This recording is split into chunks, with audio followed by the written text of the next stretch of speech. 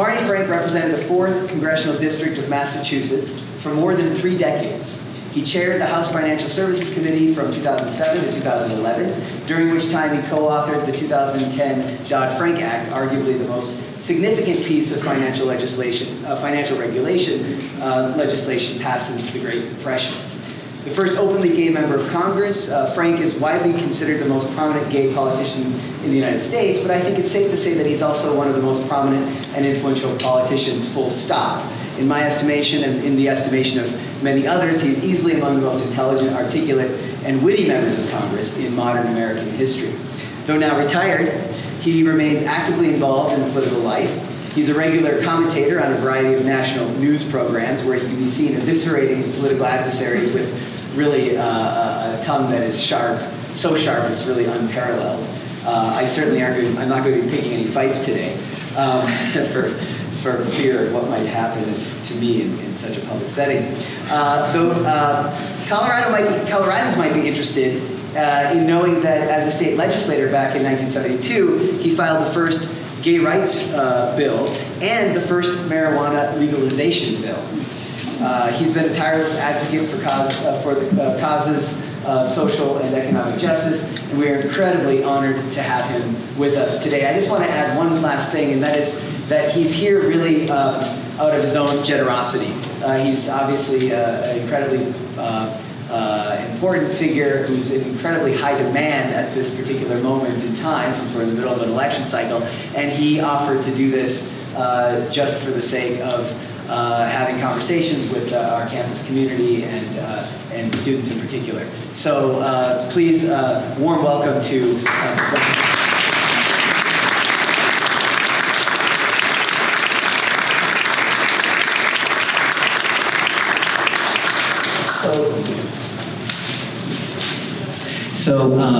now do we have a second microphone that's functioning? Not yet. We're working on it. Okay, that's fine. I'm going to pass this microphone. It'll be like Lord of the Flies. It'll be Lord of the Flies. We'll pass it back and forth. It's too old a book for anybody in Well, we'll certainly pass it back and forth until we have that second microphone. But let me just give you a quick rundown on how I envision this working. First, I'm going to basically have a conversation with Representative Frank about some of the issues that students have raised with me in talking to students about this event. After that time, I'm going to call up some students from some courses, students that have submitted questions in advance. By the way, I should tell you that I haven't shared any of these questions with Representative Frank yet. I think he likes surprises, so we've kept this a surprise. And then after that, finally, we will open it up to the floor for Q&A. I will make a quick request, though. Make sure, A, that your question is a question. It's remarkable how infrequently that happens at political events. So make sure that your question is a question. And B, try to state your question as succinctly as possible so that we can make sure that as many students as possible have a chance to ask questions. So with that, let me pass the baton. And I thought we could begin just by talking a little bit about what inspired you initially to enter public service. Yes, and I want to say, first of all, that I admire the work you're doing in this operation, so I'm happy to be here. As you know, I was able to coattail because I will be doing a very interesting event tonight for Congresswoman Diana DeGette, who after years of being invited before she was in office to events called Women for This One and Women for That One, is having her, I think, 10th annual Men for DeGette event tonight. So I'm one of the men for DeGette. It's also fortuitous. I didn't realize that I was going to be here the day before National Coming Out Day. I did my own coming out in 1987, and I had to be scrupulous, and I understand because Wikipedia and others get it wrong, and I appreciate your generosity. I'm not the first openly gay member of Congress. I am the first one to volunteer that I was gay. My colleague Gary Stutz, who sadly died early, was involved in a situation and he did acknowledge being gay. He was not the first gay member of Congress to be involved in something untoward, and I should say I later was after I came out. But he was the first to acknowledge being gay.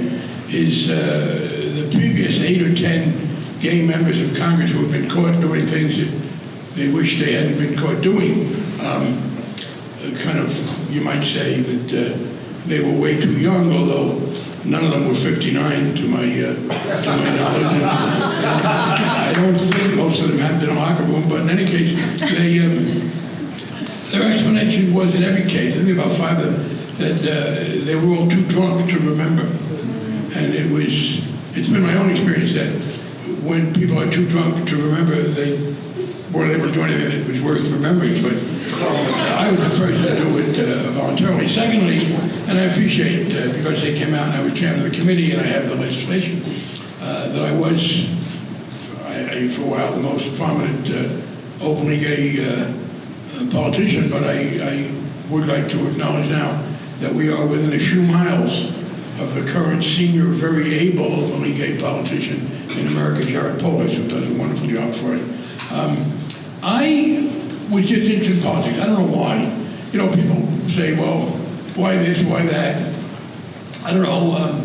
Look, I was a kid, and I liked sports, but I knew that, you know, I had some skills, but not others. I was never going to be a professional athlete. What I learned early on that I talk good. I can't sing. I have been in a lifelong war with inanimate objects. I get frustrated and break things when I'm trying to open them and turn them on. I've had three relationships in my life that by far the most profound, thankfully, is the current one. And there were 3 very different men, but I can hear all of them in my head saying, Barney, don't touch it. The result is broken, or the screws, or whatever. But I was always good at talking in class. And I also just found myself in politics. And what happened was, in 1940, which was the year I was born, you will all be surprised to know that my father bought a television set. It was one of the first television sets in America. He was what we now call an early adopter.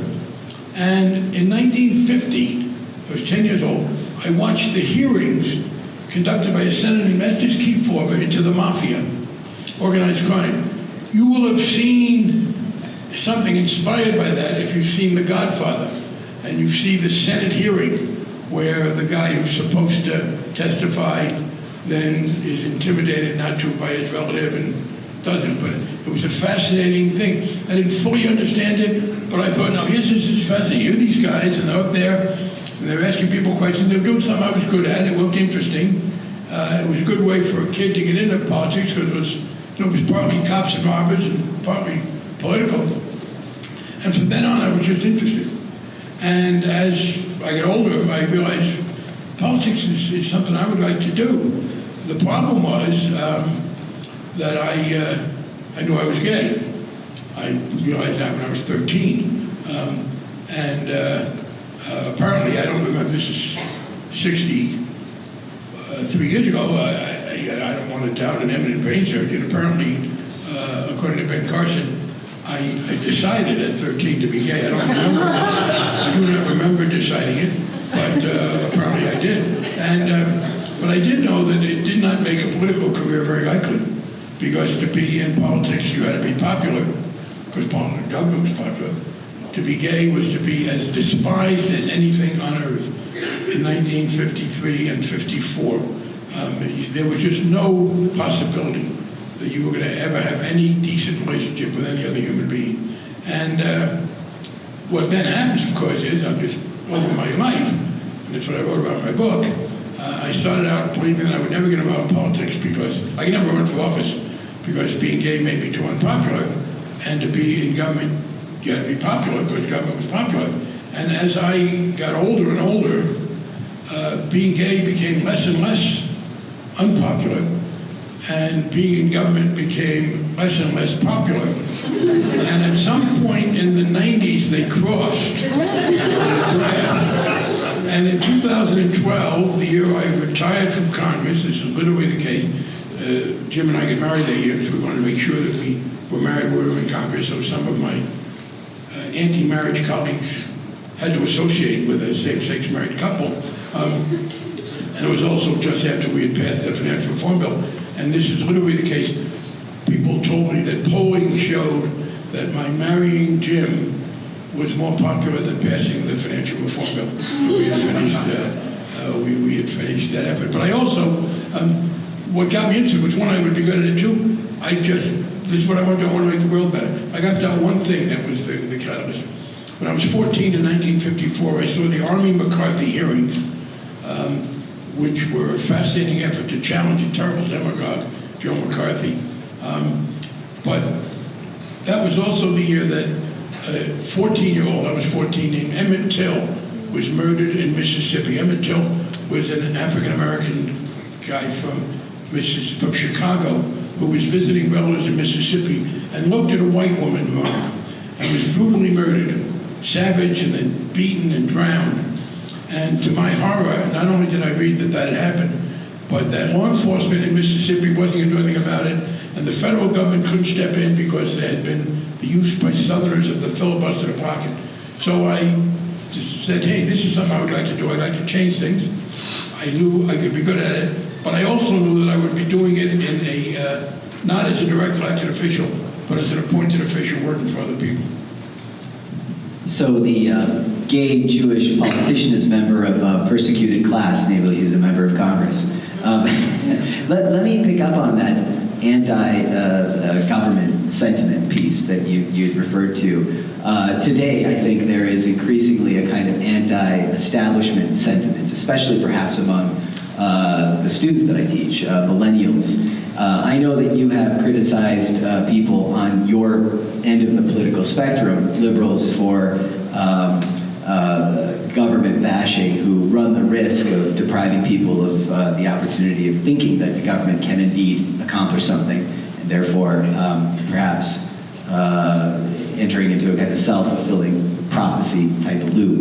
Can you talk a little bit about that anti-establishment sentiment and whether or not there's anything positive in it? Does the anti-establishment sentiment have to be anti-government? No, it shouldn't be, although it depends on how you define establishment. To the extent that it includes anybody who has ever held any position of responsibility, it's a terrible idea because it does not differentiate. I'll tell you, what happens, I think, is essentially it was economic. What you have is, especially in America where it started, but it's now spreading, the increase in economic activity overall is good for the country as a whole. But there's really no such thing as the country as a whole. It consists of individuals. And the nature of economic development, first in America, but increasingly in the developed world, is to benefit some people much more than others. And in the 60s, if you were a white guy, because there were prejudices based on sex and race, but if you were a white guy and you graduated from high school and you were willing to work, you made a good living because you could go to a steel factory, an auto factory, a glass factory, etc. And increasingly, and that was partly because after World War II, America made everything, because we were the only economy that survived World War II in good shape. Increasingly, the rest of the world began to catch up with us. First it was Europe, so they got stuff, and Japan. I mean, you know, 40 years ago, people would have been complaining about the Japanese making all these things that were so cheap, etc. And then the rest of Europe got in the same situation. So you have a situation now where the natural workings of the economy, of the market economy, and Thomas Piketty in his book talks about this, it increases the overall wealth of a country, but exacerbates inequality. And the problem is that politically, the view became dominant in America that all you had to do was to increase the overall wealth and not worry about the distribution. And that made things worse off for people. And in fact, and you see this now, if you find your own economic position eroding being told that the country as a whole is doing well, not only doesn't alleviate your anger, it makes you madder. Oh, everybody's doing good but me, or, where's my share? And so I think that led into this anti-government view. There were some other factors. There was the war in Vietnam, Richard Nixon and Watergate. And so government, and here you can see what had happened.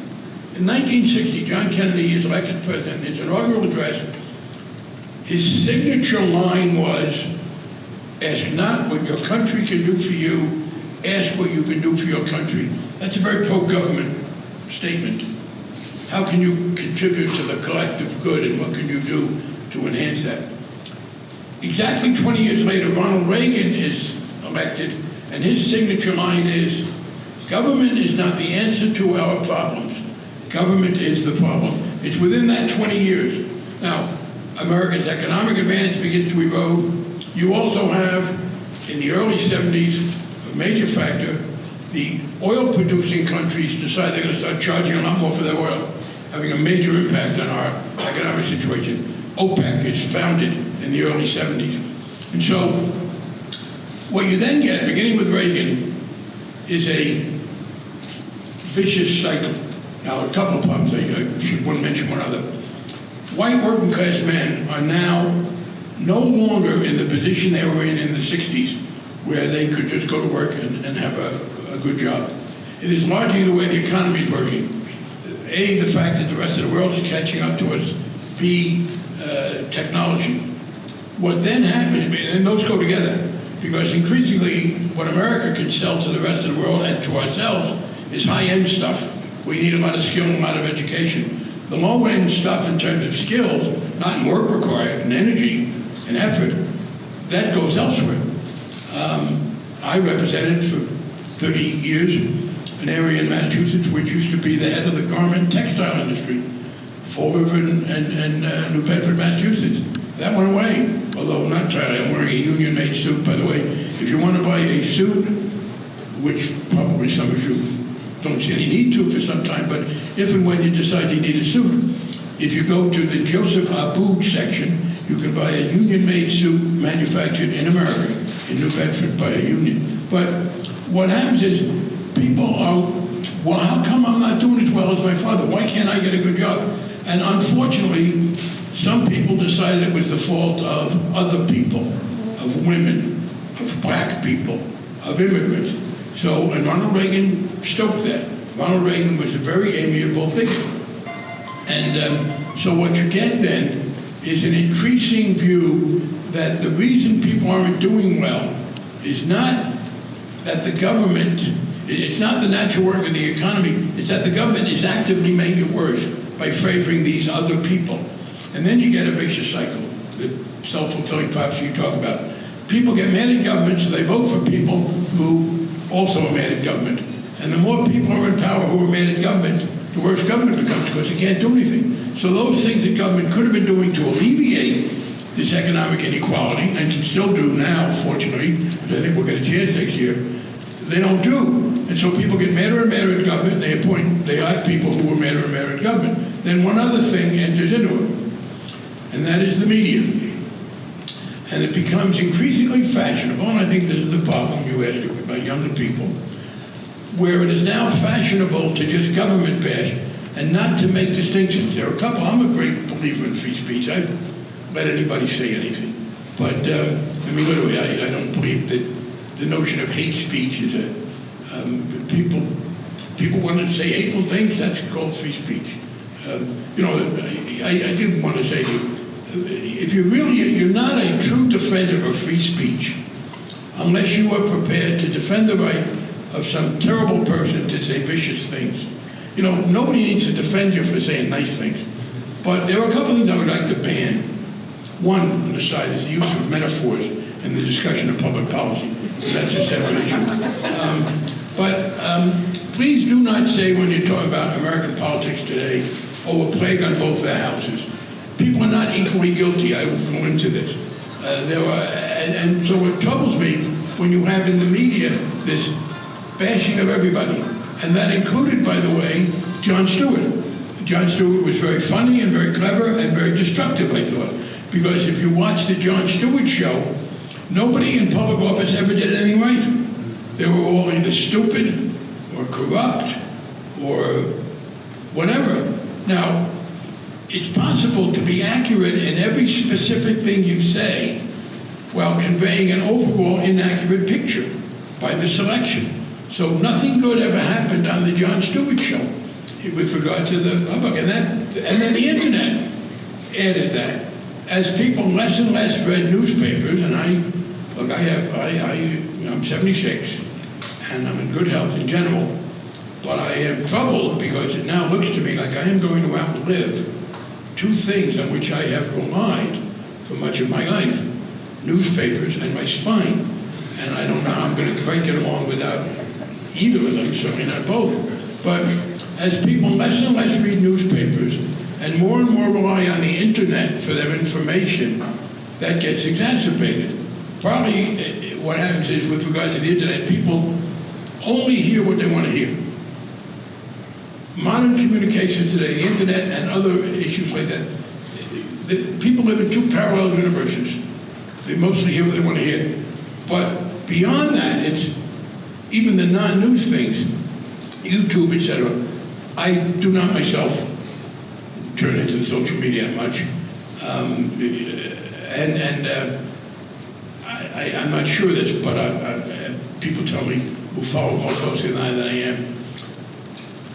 No clip of a United States Senator telling a cabinet secretary that she did a good job has ever gone viral in the history of the internet. What goes viral is, "You stupid so-and-so, why did you..." People yell. I have found people, frankly, and my husband has noted this, he said, "Oh, we go to a dinner party." Well, they were kind of surprised that you didn't yell at anybody. Well, that's because when they saw me on television, I was yelling, because television doesn't have with the internet. They don't show clips of you being nice to someone and being complimentary. So I think that all exacerbated this whole thing. That's why my favorite political comedian is Bill Maher, because he's not only very funny, but he knows, he differentiates. So, it's this plague on both your houses is a terrible idea. In case you're interested, the other phrase people should not use these days, I believe, is, "Oh, he's so extreme, he's more Catholic than the Pope," because today a significant number of the bishops are more Catholic than the Pope. So that one has kind of lost its force. Well, let me ask a question about our system of democracy. Having spent now decades working in Washington, knowing what you know, had you been at the Constitutional Convention in 1787, would you have insisted on any changes or tweaks? Yes. The 2 senators per state is a terrible distortion of democracy. And by the way, for people who hate political deals, that was just a plain compromise. You had big states and little states. And how do you deal with the little states' fear that they'll be outvoted and the big states' fear that they won't have their full vote? So you get a bicameral legislature. The bicameral legislature, 2 fully equal legislative houses, is an American peculiarity, and is a great cause of frustration and good. I understand why people wouldn't want a single chamber the way they have it in most places, but having the 2 senators per state does not make any sense. I would have gotten rid of that. That's the major structural issue. Now what happened is, people politically grafted onto that the filibuster, which says that you need 60 votes, it used to be 67, to get a bill passed in the Senate. That is totally outside the Constitution. In fact, if you read the Constitution, it strongly suggests that only a majority should be needed. And the reason I say that is, there were several places in the Constitution where it says that 2/3 is needed. Well, the rule of legal construction is where it says 2/3 is needed for this or that specific, that means it's a majority everywhere else. If the sign says no parking Mondays 8 to 10, that means you can park every other time. That's the phrase that people misuse. It's called the exception proves the rule.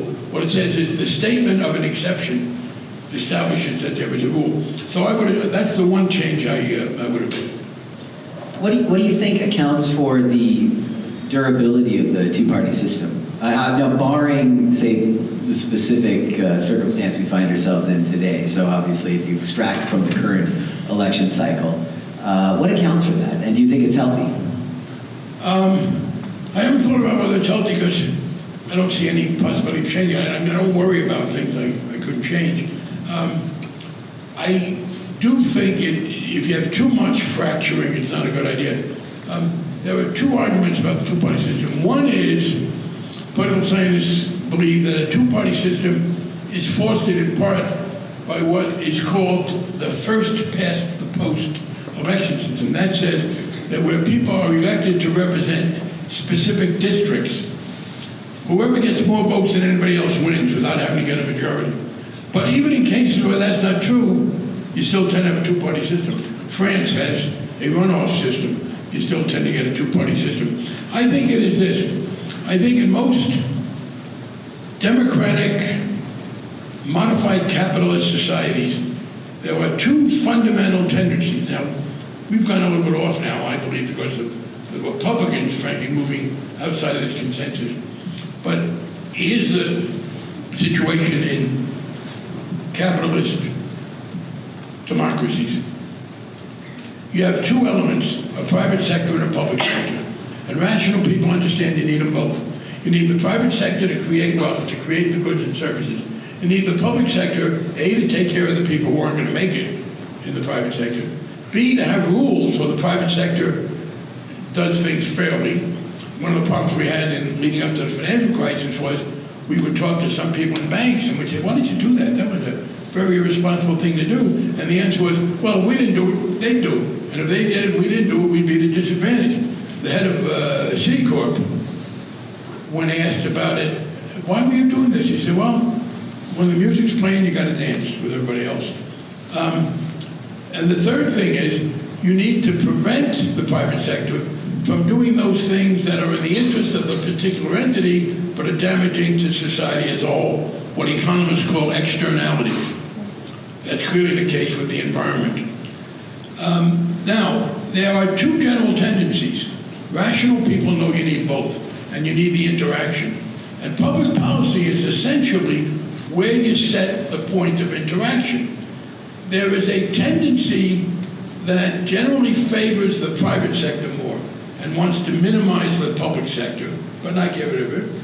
And there is a tendency that wants to increase the public sector's intervention and minimize, but not get rid of, the market aspects.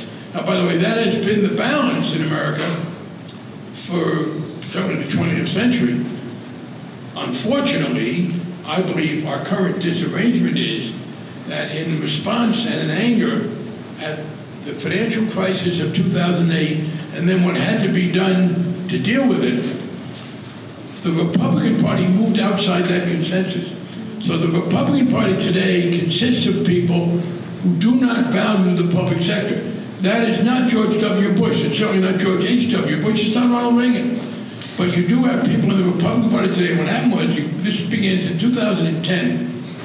What starts in 2007 and 8. When George W. Bush comes to Congress and says, you know what, I'm a conservative and I'm for free enterprise, but if we don't do some unusual interventions to deal with this banking crisis, we're going to have even worse troubles than we have.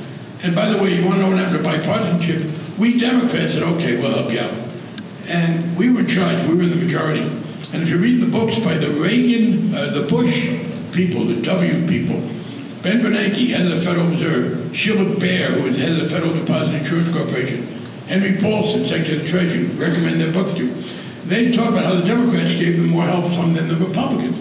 The Republicans were angry, many of them, because what George W. Bush was asking went further into the public sector intervention than they wanted to see.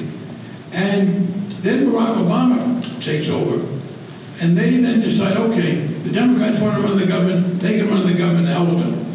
And so they go into opposition, and they go into a form of opposition that I believe breaks this notion that we go back and forth.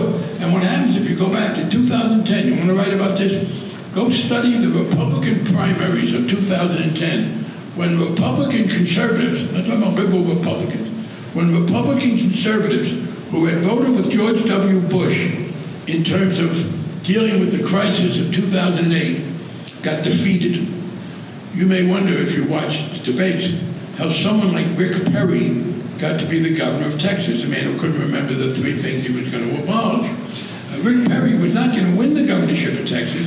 He was running against a very impressive woman named Kate Bailey Hutchinson, who was a senator. As a Republican senator, she had voted along with George W. Bush for what he thought was needed to stabilize the economy. She got defeated. Rick Perry called her Kate Bailout Hutchinson. Republicans lost in 2010. So what happened is the Republican Party moved into this extreme opposition position, and that's exacerbated because they made things worse and worse. They made the government even less functional. And as the government becomes less functional, people get angrier. That's the vicious cycle. And I'll just to anticipate, well, what do you do about it? We reached a point where, and now, by the way, and it goes back to many in the establishment, there is now a widespread recognition on people, and some of us were arguing for this. Let me just at this point, people tell lies, as you know, fibs. One fib you'll hear from people in the business I used to be in is, oh, I love to campaign. Boy, it sucks. I mean, anybody who tells you she likes campaigning is really, there's something the matter with her if she's telling you the truth. Because it's a boring, terrible, frustrating, precious, it's everything bad. But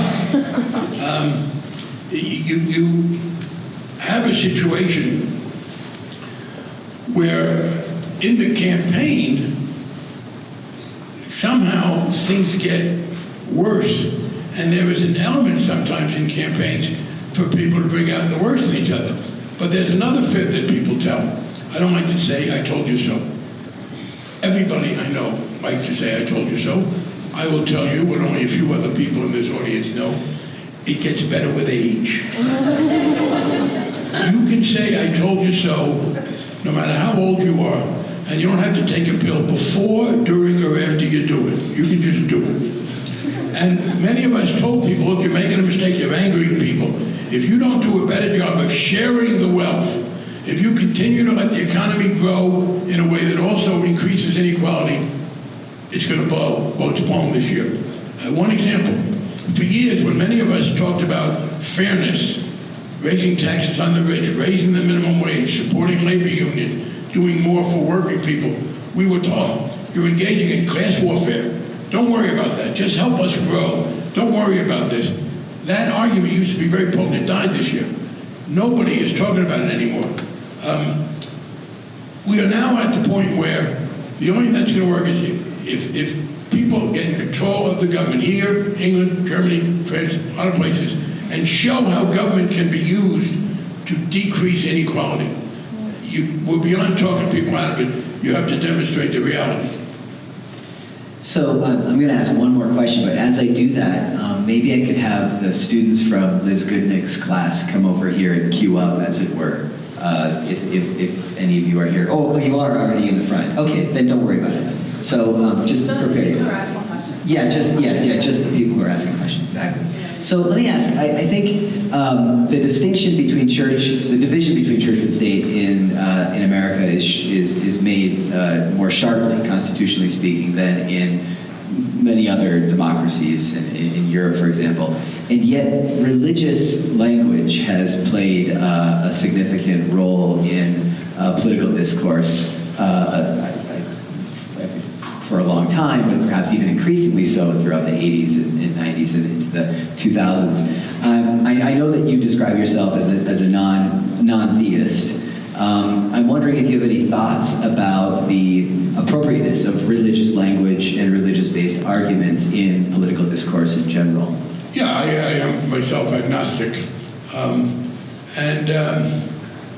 I think it is important for us to maintain a very fundamental distinction, namely that people should be entirely free to practice their own religion, but not impose on other people. Now, that doesn't mean, oh, you don't impose your religious morality. I mean, thou shalt not kill or steal. Those are both religious and secular principles. But those things that are particularly religious, those that have to do with ceremonial observance in particular, those that regulate your own behavior that have no effect on anybody else's behavior, I guess that's the best distinction I would make. where we are talking about religious tenets that primarily affect your behavior and no one else's, then there should be no imposition of that by believers on non-believers. Yes, if you were talking about regulating people's behavior towards each other, that's entirely legitimate. Some of your motives might be religious. But you have no right, it would seem to me, it's a bad society when I am forced to follow other people's religious tenets when they affect primarily me. Some things get overcomplicated. John Stuart Mill, 19th century philosopher, great principle, where you are primarily affected by your actions, it's up to you. When you affect somebody else, it's up to, then they can intervene. That, not Mill himself, who was much too elegant for this, but somebody summarized that as, your right to swing your fist stops just short of my nose. Now, I think the problem in America is that too many religious people have disregarded that and seek to impose their purely ceremonial, may sound like I'm trivializing it, their tenets of their religion, their theological beliefs on other people, and that's where I think it should stop. Thank you. So let's see now. Who do we have first? James? Is James here? Yeah. Oh, come on up, James. I'm going to hand you the microphone. So, an analysis by Princeton scholars Martin Gillens and Benjamin Page demonstrated that, and I'm quoting, when the preferences of economic elites and the stands of organized interest groups are controlled for, the preferences of the average American appear to have only a minuscule, near zero, statistically non-significant impact on public policy. The same study found that the two demographics for which opinion proved predictive of public policy were the preferences of economic elites and business interest groups. I have two related questions given the state of American politics. Number one, what are your thoughts about campaign finance reform, public financing of elections, or an amendment to overturn Supreme Court rulings like Citizens United versus the FEC, McCutcheon versus the FEC, or Buckley versus Valeo? And number two, what pragmatic options exist, if any, to progress towards American democracy that is representative of its population, and what can individuals do to contribute to genuine progress in this issue? I'll start with the very clear-cut ones. I am in favor of overturning the set of Supreme Court decisions that very recently and very radically say you can't regulate campaign spending. By the way, the Constitution Amendment would never pass. To pass, the Constitution was made very hard to amend. To amend the Constitution, you need 2/3 of both houses of Congress and 3/4 of the states. Not only that, you have to, this is the problem when you're reforming a political system, you need to have a substantial number of people who are benefiting from the existing system decide to change it. There's one way and one easy way to reverse those decisions, and that is to elect Hillary Clinton president so she can appoint a Supreme Court justice. It's the Supreme Court is now tied 4-4 on that issue. If Hillary Clinton is appointed, no question that the Supreme Court justice she will appoint will be for overturning it. In addition, one of the other four is Justice Kennedy, who's 80 or 81. So that's the only way to change it. I am very much for it. It's one of the reasons why I look forward to Hillary Clinton's election. You will turn that around. And the decisions that say you can't regulate fund spending is ridiculous. By the way it works, when the Supreme Court has invalidated a law, if you get it reversed, you can't just reverse it in America. There has to be a case that reverses it. What will have to happen, but it will, a state will then pass a law that would violate those decisions, and the new Supreme Court majority would uphold it, and you could go from there. As to the dominance of the elite, I believe that needs to be updated. They say that it is the economic elite and the business interests. They did not allow for Donald Trump. I guarantee you that even within the Republican Party, Donald Trump is not the candidate of the business elite. He is the candidate of the voters who vote in Republican primaries, the Tea Party people and others. There is a strong anti-immigrant sentiment in America today that the business and elite people don't agree with. So I think I don't think they've had enough contact to the public. But in any case, it's academic, because the way to correct it is for more people to vote more intelligently. People have said, well, how do we wind up with two unpopular candidates, Donald Trump and Hillary Clinton? Well, how do we wind up with them? Anybody know? They won the primary. Each one of them got more votes in the primary from the people who chose to vote than anybody else. Now, there are people who don't like them, but they didn't vote. And what complaint have they got if they didn't vote? Again, Trump and Clinton won the primaries.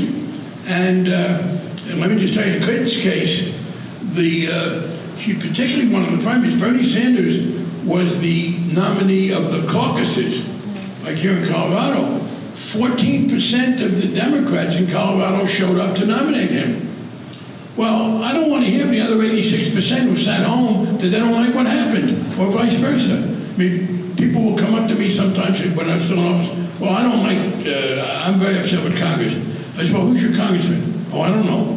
I said, well, how is that my fault? Why the hell don't you know? Why don't you do something about it? So people can vote more intelligently. And I think that's part of it. People, and people who get their news from TV comedy shows and YouTube, no, they're not going to have much effect. I disagree that the vote, I will tell you that politicians want very much to know what the voters think. And the problem is more that the voters don't tell them. I have to say, the best thing we can have, if more people voted more intelligently, that's the way they could break this up. I actually, so I lied. I'm going to ask a quick follow-up. Because DeFi is a organization that believes in a well-rounded education, one that involves the humanistic disciplines, and doesn't exclude anything. Obviously, a lot of the discourse about education these days focuses on STEM. It really emphasizes STEM or STEAM occasionally. But many of the humanistic disciplines and the social science disciplines seem to be the fields of study that inculcate kind of critical thinking skills and perhaps focus more on civic engagement than doing work in a laboratory, for example, or learning how to perform certain specific industry-related skills. I wonder if you could comment on perhaps the role, how you envision the role of the humanities and a more liberal arts education in the current political climate that seems to increasingly emphasize industry-related training over that. Well, I don't see that, to be honest. I don't see, the reason for that is, I don't think it's gotten any worse over the past 50 years. I mean, I think that part of the problem, and we're talking about, I don't think you need to have had a particularly deep education in literature or philosophy to know how to vote and who you want to vote for. We can edit this part out of the video.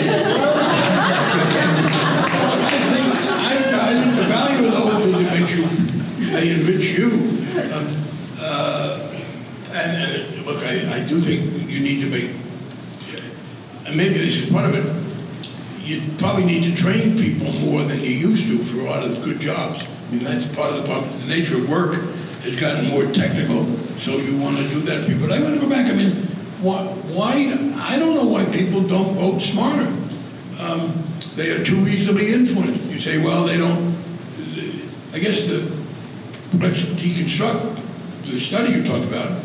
Apparently, it is that people go to the polls and they vote for people who are going to do what the economic elites and the business community want, and not what they want. Well, I don't know how you get them. They need to pay more attention. Now, it is true. There is an excess of campaign money that is out there, but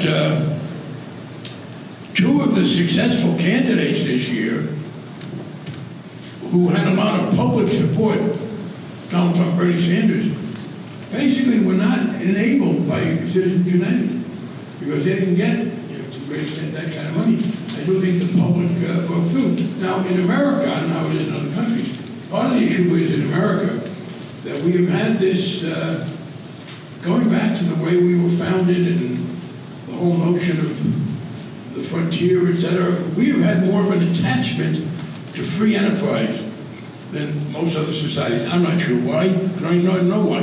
America is the only Western nation that's never had a socialist party, self-described socialist party of any significance. And that probably is a shorthand for what that paper showed. Namely, why do people vote against their own economic interests? Why 20 years ago was it unpopular when some of us tried to abolish the inheritance tax, which will be paid by 1% of the people? I do think this. I think it's changing. I guess I think you're going to see a change in this. People were persuaded, as I talk about it, or maybe I'm persuading myself, people were persuaded that in America, that this economic free enterprise approach was the way to go, and that to the extent that you're focused on distributive effects, you interfere with overall growth. And I think that dam's finally broken. So my guess is in a few years you would see a different result in that paper. Allie?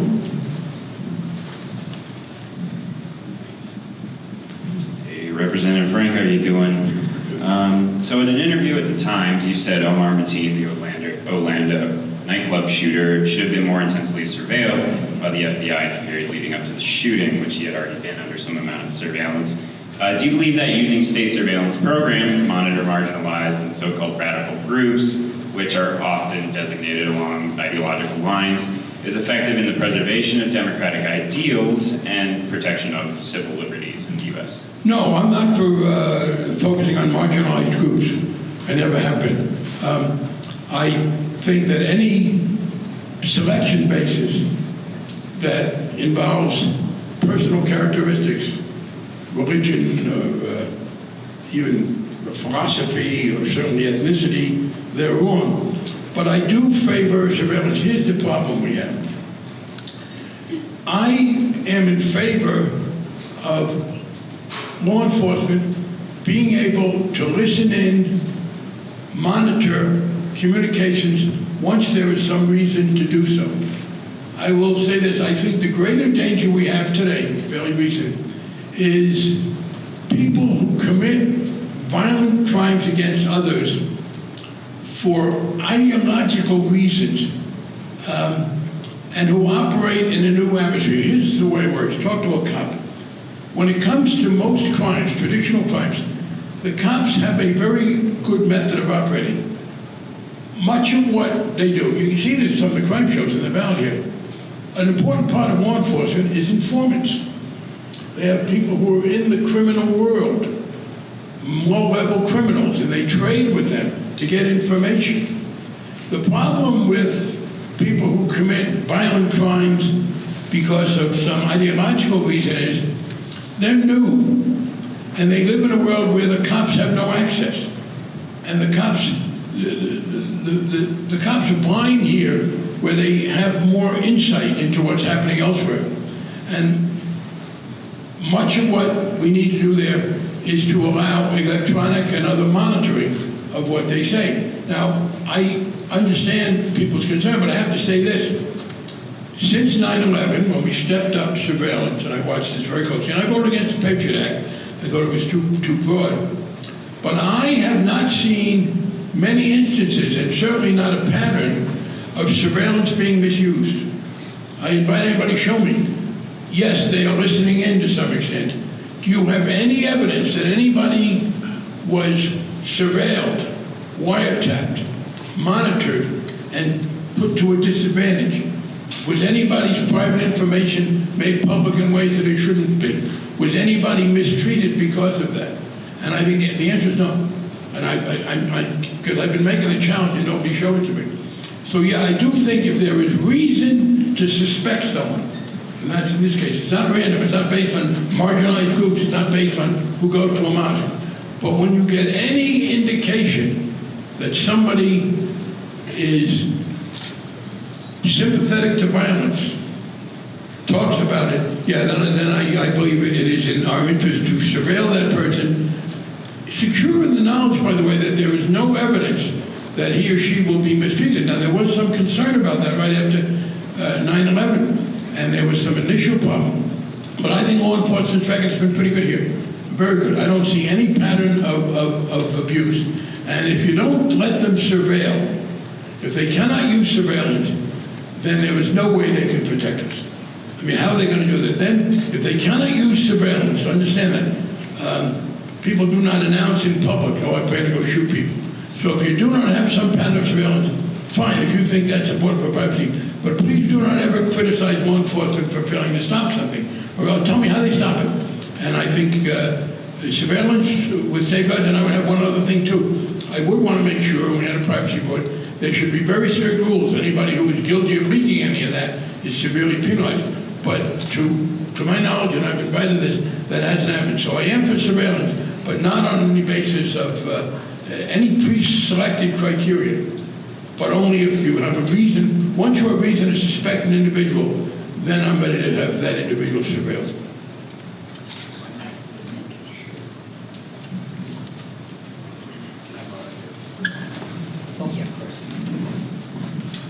Mr. Frank? Due to the fact that the sale of marijuana is a federal crime, and because federal laws govern the banks, currently, banks in Colorado and elsewhere have refused to accept marijuana trade cash deposits. Moreover, dispensaries have not been able to accept credit card transactions or other electronic payments from their customers. What is your view on the federal banking laws with respect to the marijuana industry? I think that situation is outrageous. I fought against it. Garrett, by the way, has been very active in that. It's probably the law, it's probably the bank's timidity and cultural sensitivity. I do not believe that any bank would be prosecuted if they did that. And I certainly argued when I was there, we were just beginning to get there. Remember, I got to 2012 before all this went into effect. I wish the banks had the guts to do that. But they're afraid, the lawyers tell them not to. And the problem is this, if Donald Trump were to win, there could be a problem. Even Barack Obama, whom I greatly admire, was slow to say that the federal government would not enforce. So the best thing to do would be to pass the bill. I filed the first bill in 1972 in Massachusetts, my first year, and then Ron Paul and I filed the bills to legalize marijuana. First, to legalize in general in America, but secondly, at the very least, to move it, to make it legal in those states that wanted to make it legal. And that would be the best thing to do.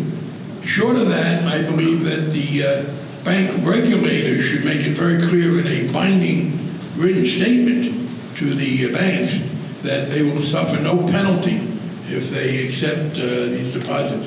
And I'm hoping, again, the Obama administration moved some. They haven't moved far enough. I don't understand why. But I'll make this prediction, 10 years we'll be over this. I want to make an analogy between marijuana and same-sex marriage. And I think marijuana will follow the path.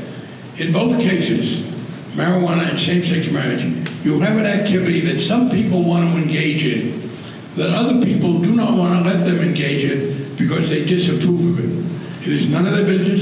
It has no effect on them. It doesn't hurt them, but they morally disapprove of it. But in America, people have gotten a little bit nervous about saying, I don't want you to do that because I don't like it.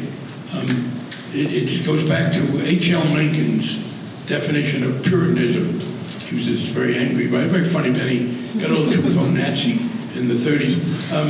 But H.L. Mencken's definition of Puritanism was the haunting fear that someone somewhere might be having a good time. And that's behind both same-sex marriage and marijuana. Now what happens is this, people don't want to just say, oh, I don't want you to do that because it's nasty. So they invent negative social impacts. They say, oh, we don't want you to do that because it will have negative impacts on the rest of us. Now that was particularly like with same-sex marriage, and we went through it, but remember, the law that was passed in '96 to interfere with same-sex marriage, to deny same-sex couples federal benefits, was called the Defense of Marriage Act. It should have been called, we don't like one of them, so two is twice as bad Act, because that's what it was. But they had to call it the Defense of Marriage Act as if we were somehow attacking their marriage. And what then happened, and then you get a vicious cycle.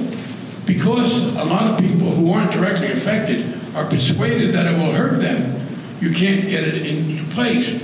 And when you can't get it into place, you can't refute the notion that it will have negative social consequences. And then you get a breakthrough.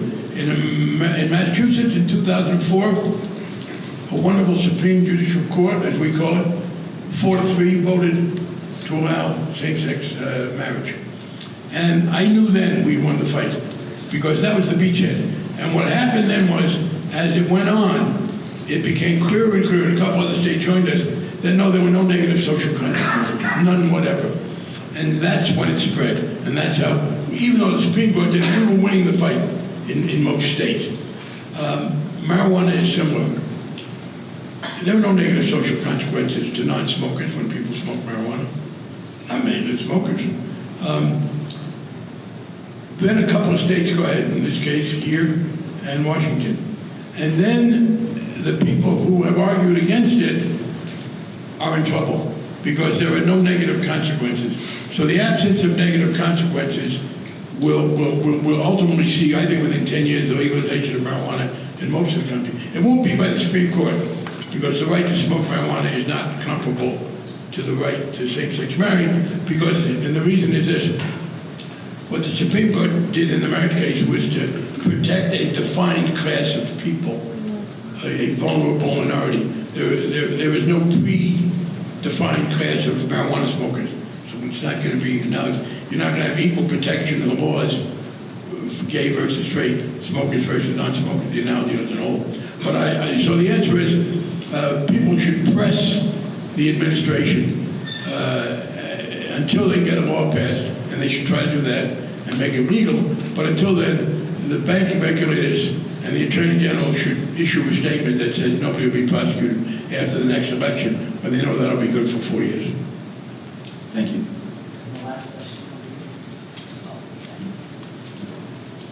And let me just say, if you have a question, you can come and maybe queue up over here, and that way we have a sense of how many questions people have to ask, if that's okay. Thank you. Congressman Frank, for all of my life there has been distrust in the politicians we elect. My father often says that this country has not been a democracy since JFK held office. Who said that? My father. Given the anti-establishment campaigns of Donald Trump and Bernie Sanders, I can see that this distrust is not a solitary belief. What do you think causes distrust in politicians, and more importantly, do you think there is a remedy for this distrust? Well, let me start with the remedy. Yeah, the remedy, we got to break the vicious cycle. I believe, my hope is, and it is deeply rooted, I don't doubt it. I do have to say, would you ask your father, what was democratic about John Kennedy that wasn't about anybody else? Do you want to defend your fathers? Yes. I'm pretty sure he would mention the 2000 election. Well, but there were 4 years between 1960 and the 2000 election. Why was Jimmy Carter's election not democratic, or Ronald Reagan's, or even Richard Nixon's? I mean, he said since John Kennedy died in 1963, we've had elections every year since 1964, every 4 years. So I think, and by the way, people on the left were very critical of John Kennedy when he was there. I was not. I was alive during his administration. I was an adult. But the distrust, I said, I think the fundamental of the distrust, and it does start between 60 and 80, not 2000.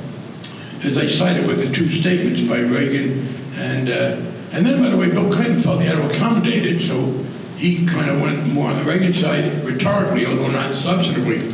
I think the fundamental reason for the distrust is in America first and then in other Western democracies, the way the economy has worked has separated the overall progress in the economy from the well-being of the majority of people in it. That, and this is what Thomas Piketty writes about in his book, that the working of modern capitalism today, especially in a world of trade, where you have lower income countries trading with us, that there has been a substantial erosion in the relative position within these democratic capitalist societies of working class people, exacerbated by the view that others are doing better than them.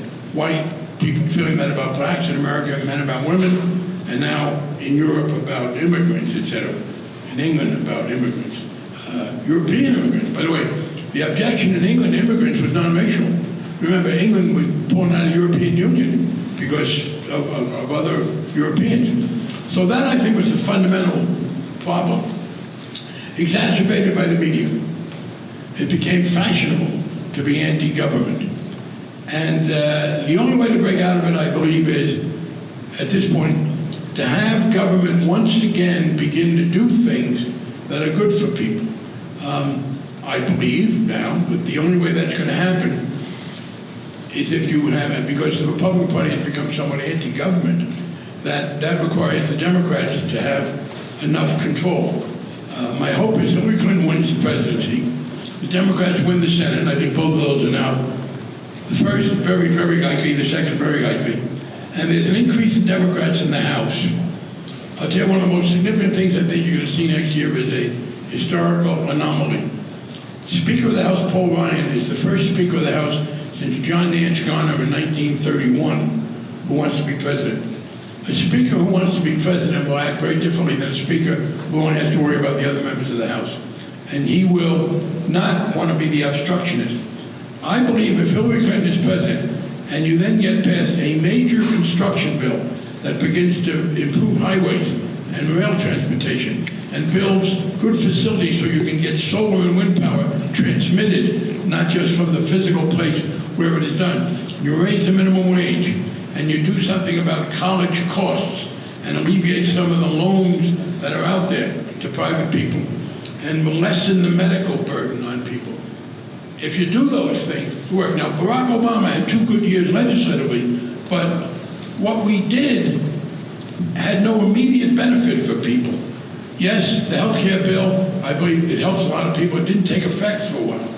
And even then, it's uneven in who it helps. It helps the poorest people, who are the ones that generally participate least politically. I'm very proud of the financial reform bill, but the financial reform bill did not, on the whole, benefit anybody, except for the consumer group, individually. What it did was to prevent bad things from happening. Now, that's a real problem in politics. Some of the hardest work you do is not to do something positive, but to avoid a negative. That's very important. But you get no political credit for avoiding a negative. In 2010, I had some unpopularity because I was seen as active in the response to the financial crisis. We had passed a very good bill, but that was a bill that was going to stop things from being exacerbated. And I was very frustrated. I won by 11 points, but I usually won by 35 or 40. And I won. I had a bumper sticker. I actually printed up only one. I wanted to get out. And because I was frustrated, I wasn't getting any credit politically, not surprisingly, because I had kept things from getting worse. And my bumper sticker said, "Things would have sucked worse without me," which was A, true, and B, politically of no use to you. So what I hope is if Hillary Clinton is president, we will be able to do things that will show people that there's real benefit.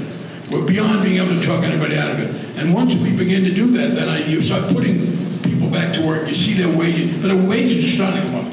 But if you see people going back to work and seeing the tangible benefits of it, and as I said, the minimum wage goes up. When the minimum wage goes up, the wages of people just above the minimum go up too. And you alleviate. I would like to take, I think, single best thing to do, expand Medicare downward to 55. So you take people 55 to 65 and take some of the health pressures off them. And if you're a private employer and you're paying for your private insurance, if people 55 and over are taken off your rolls, they're the biggest users of health care. It'll be cheaper for you. But I'm hoping the Democrats can control the government and then show how it can be useful. Hello, Representative Frank. I'm speaking to you today as a Bernie Sanders DNC delegate. And looking at the community of people who formed around Senator Sanders, there's a lot of confusion on what we should be doing as a collective unit. Some of us want to stay in the party and help Bernie. Others want to leave the party. Some even are talking about, starting new parties completely. My question for you isn't what we should do leading up to the election, but where can the Bernie people fit into our political system post? What do you want to do? What's your goal? My goal?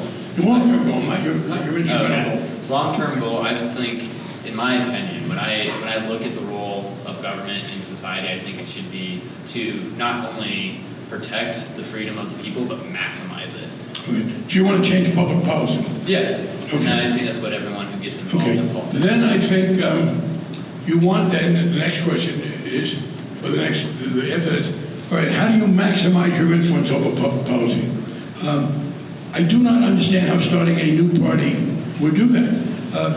Part of it is this, people have this misconception about parties. Parties in America are very loose coalitions. You know what the Democratic Party is in the presidential year? So people decide to vote in primaries and caucuses. There was I know there were emails that showed, the Democratic National Committee was trying to help Hillary Clinton. You know what, they're worth nothing. What is it? Did you know anybody who said, oh, well, wait a minute, Debbie Wasserman Schultz wants me to vote for Hillary Clinton, so I better do that. I mean, I've been doing this for a long time. The Democratic National Committee, nice group of people, couldn't put out a fire. I mean, and it's not their fault. There's no instrumental structure there. They had no impact on who won the primaries and the caucuses. Basically what happened was, Bernie Sanders won most of the caucuses because he had the more enthusiastic people. Hillary Clinton won more of the primaries, partly because some of the major groups in the party, African Americans, Hispanics, and others, had an affiliation with her. So the question then is, going forward, how do you maximize your influence? And by the way, take a lesson from Bernie Sanders.